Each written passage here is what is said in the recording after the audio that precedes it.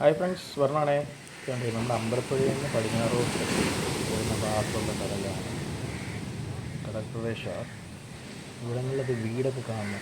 നിങ്ങൾ ശരിക്കും ഈ ഭാഗത്ത് കടൽ എടുക്കുന്നുണ്ട്. നമ്മൾ ആദ്യം കാണിച്ച വീണ്ടും തന്നെ ബാക്ക് സൈഡൊക്കെ എടുക്കുക. ശരിക്കും അവിടെ ബാത്റൂം ആ ഭാഗത്താണ്. അവിടെ വരെ നല്ല രീതിയിൽ കടൽ കയറി കൊണ്ടിരിക്കുകയാണ്. ഇന്നലെ ഇവിടെ മഴയൊക്കെ ഉണ്ട്, ചെറുതായിട്ട് മഴയൊക്കെ തുടങ്ങി. ഇപ്പം ഇന്ന് ചുമ്മാ ഒന്ന് ഇറങ്ങിയതാണ്. നല്ല ഇവിടെയൊക്കെ വന്നിട്ടുള്ള പ്ലേസ്, നല്ല സ്പോട്ടുണ്ട് കാര്യം. ഇതാണ് ആ വരുന്ന വഴിയാണിത്.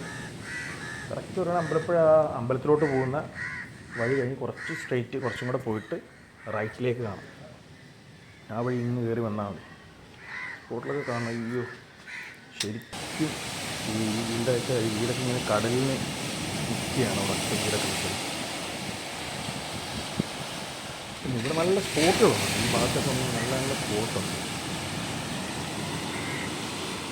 കണ്ട ബാത്റൂം കണ്ട കടലുമായിട്ട് എന്ത് വ്യത്യാസമുണ്ട് നോക്കി. അത്രയും ഡിസ്റ്റൻസേ ഉള്ള ആരും ഈ ഭാഗത്ത്. ഇങ്ങനെ വന്നപ്പോൾ ഇത് കണ്ടപ്പോൾ ഒന്നുമില്ല. ഈ ഭാഗത്തൊക്കെ കടലിങ്ങനെ കയറി, ഇത്രയും കയറി. അത്യാവശ്യം കുറേ വീടിൻ്റെയൊക്കെ ഭാഗമൊക്കെ നശിച്ച് കടലടിച്ച് ഇവിടെ ഈ ഭാഗങ്ങളിൽ നോക്കണം. അപ്പോൾ ഈ ഭാഗങ്ങളിലൊക്കെ കണ്ട ഇത്രയും കണ്ട അവിടെ അത് ബ്രേക്കാണ്. വീട് ഓൾറെഡി ഇരുന്ന് പാറ ഉള്ളതുകൊണ്ടാണ് കടലിങ്ങോട്ട് കയറാത്തത്.